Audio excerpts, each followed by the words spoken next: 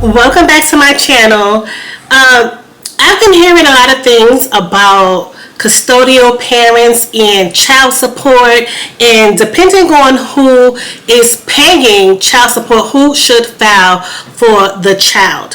So basically what I want to say is there are a couple of ways that you can find out who should actually be filing taxes and having that child as a dependent, because some people are saying that they feel that, or they heard that if a father is paying child support, that he is the one that should consider the child the dependent. So I want to let you know a few things about what the IRS says in regards to that.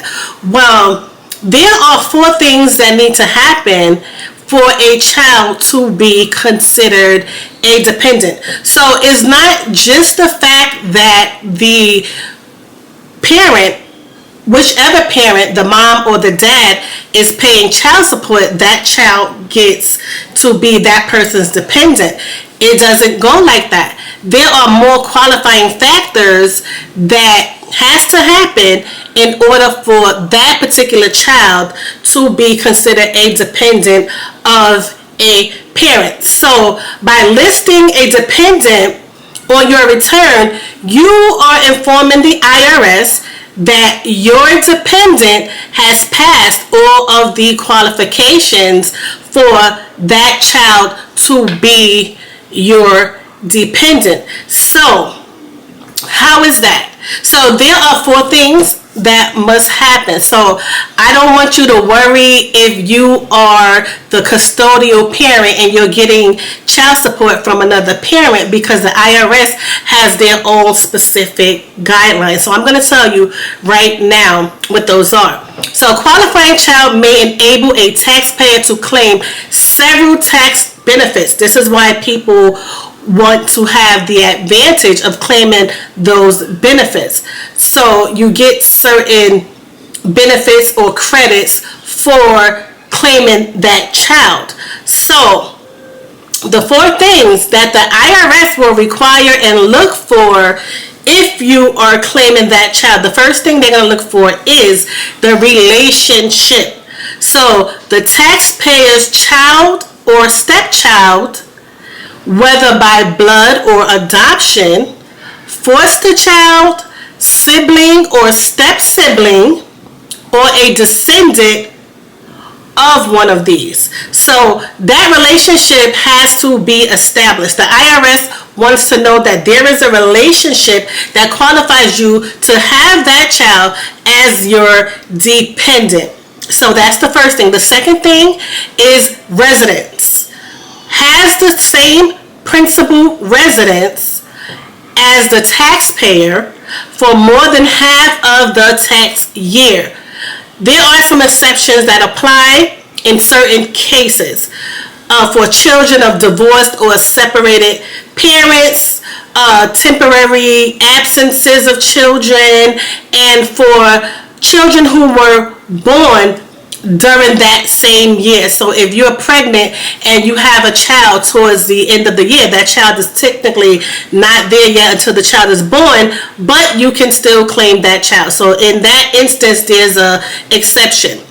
The other thing that the IRS looks for is age. So the child must be under the age of 19 at the end of the tax year, or under the age of 24 if the child is a full-time student for at least 5 months of the year, or be permanently and totally disabled at any time during the year. So that's one of the qualifications. There has to be that age, under 24 or under 19 in certain situations, or totally disabled. The last thing that the IRS looks for is support. Did not provide more than one half of his or own support for the tax year. So the parent must have provided more than half of the child support for that particular year. So that is the other thing that the IRS look for. So those are the 4 things that the IRS will look for in determining if a child can be your dependent. So if there is a child that is getting child support payments from, let's say, the father, and the father is not in the home, he cannot automatically say that the child is his dependent if all of the other 4 requirements were not met. So the other 4 requirements have to be met as well. So if he did one of the 4, it still doesn't qualify. And this is the same thing if the child is living with dad and mom is the one supplying child support. Mom can't just put the child as a dependent if she doesn't meet all of the qualifications that's necessary for that particular child to be a dependent. So the dependent, according to the IRS, has a specific definition. So it doesn't matter if you're receiving child support or you're not receiving child support. The IRS has a specific definition. So you can't claim, one person can claim the child. Both people cannot claim the child. So the one that has all 4 of the qualifications that the IRS is looking for is the one that should be claiming the child. So there are certain exceptions, but usually these are the 4 main ones that the IRS will look for. So there you go. I am going to be sharing more information as the tax season goes on. If you haven't subscribed to this channel, make sure you subscribe to this channel. I'm going to have a lot of updates for you and a lot of information.